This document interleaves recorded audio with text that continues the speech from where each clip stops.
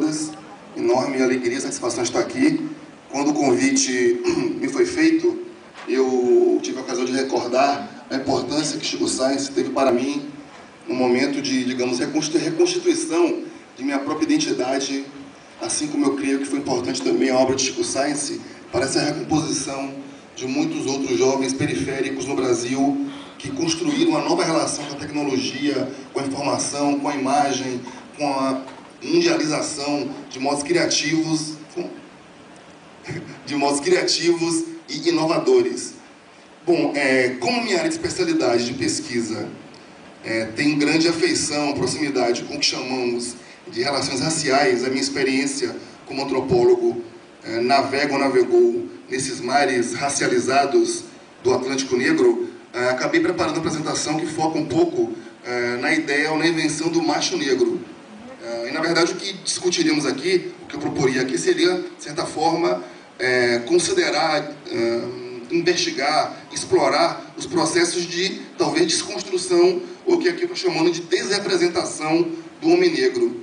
Processos que foram, digamos, viabilizados ou que se alimentaram de relações com a música e com todo o universo simbólico, todo o imaginário musical, particularmente no caso que eu vou tentar aqui discutir, o que eu chamaria, alguns chamam de complexo funk soul. Não exatamente o hip hop e o samba, mas creio que não estou escapando muito do esquadro que foi definido, interrogando a partir desse universo do funk soul e pensando um pouco também como que, socialmente, identidades masculinas foram produzidas, pensadas, imaginadas e representadas. Eu vou fazer, enfim, me perdoe um pouco, eu juro que eu tentei, vou tentar não ser muito, enfim, acadêmico, mas às vezes é um pouco difícil para quem tem uma formação e um hábito diário de uma discussão mais formatada num modelo mais acadêmico. Mas o que eu vou fazer um pouco inicialmente seria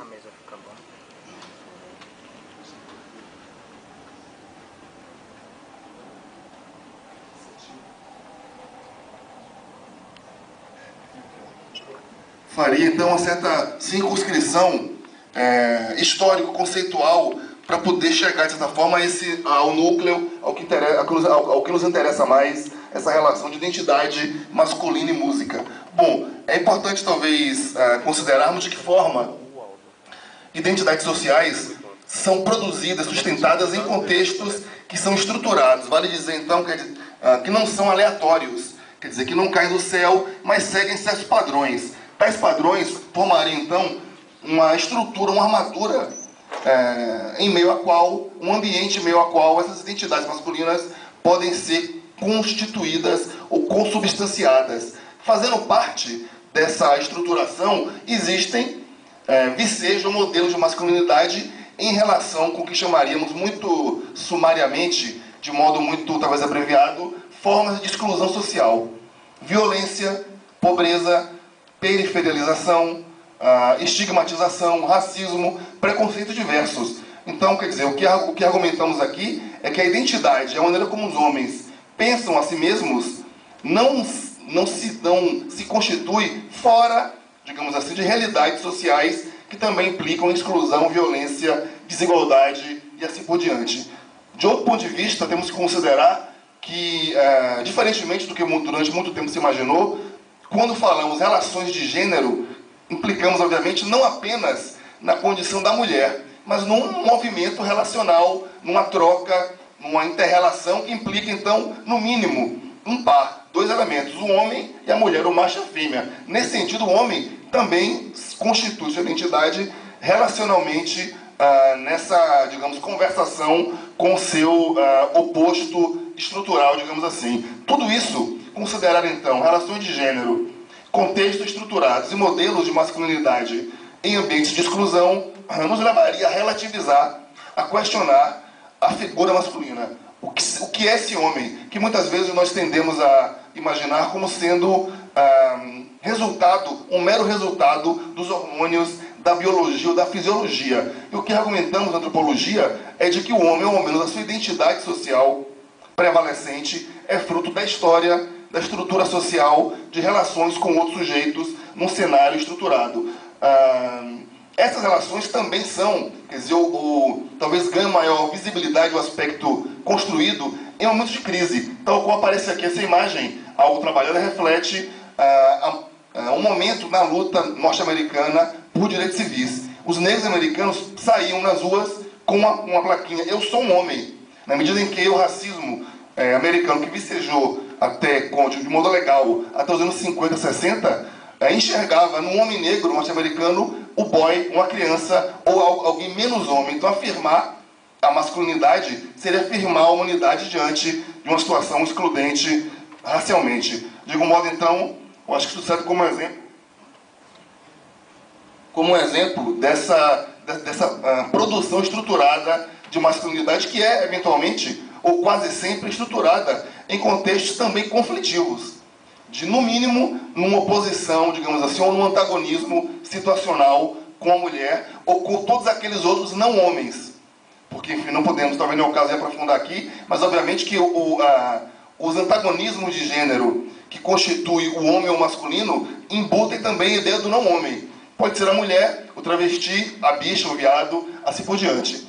Ora, atacando, digamos assim, ou nos aproximando do nosso tema mais particular, devemos considerar de que modo o homem negro, ao contrário do que talvez pensássemos, nunca foi ou não está, hoje em dia, invisibilizado ou minimizado. Quer dizer, nesse espaço da representação, inversamente, ele tem sido hiperrepresentado.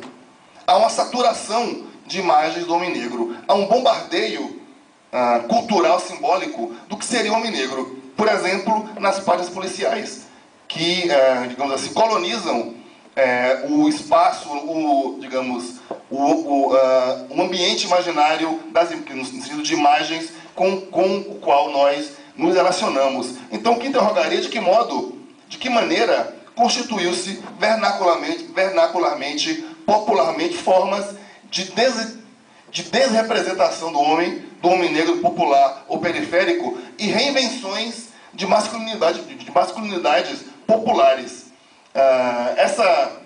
Temos que considerar que, historicamente, o homem negro tem sido pensado como seu corpo.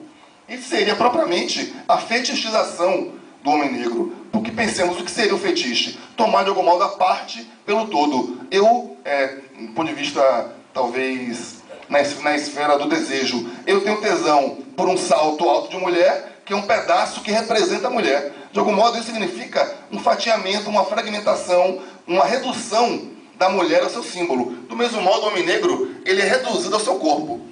Eventualmente, a sua genitália, eventualmente, a sua força física, ou aquilo que aparece representado como sendo a força física ou a crua materialidade da carne negra, do corpo negro. Desse modo, então, há uma decomposição do corpo do homem negro como modo de representá-lo. Vernacularmente, observaríamos uma reconstituição, uma recomposição popular, vernácula, do corpo negro como uma reinvenção de si. E aqui temos uma foto de campo, que eu pude fazer quando fazia, enfim, uma pesquisa em Salvador. Esse rapaz, observem, ele, que é um rapaz de pele, não diríamos talvez de modo eufemístico, não branca, ele descolora o cabelo. Quer dizer, ressaltando, obviamente, o aspecto artificial construído de sua aparência, tomando para si, de certa forma, a prioridade, a prerrogativa de reinventar-se e reconstituir-se. E ressaltando algo que parece muito interessante, que é justamente essa componente construída, artificial ou artificiosa das representações. Opera, então, como uma fissura, ainda que, eventualmente, esse jovem não tenha em sua cabeça um programa político ou existencial de reinvenção de si, na prática o que acontece, de certa forma, é isso.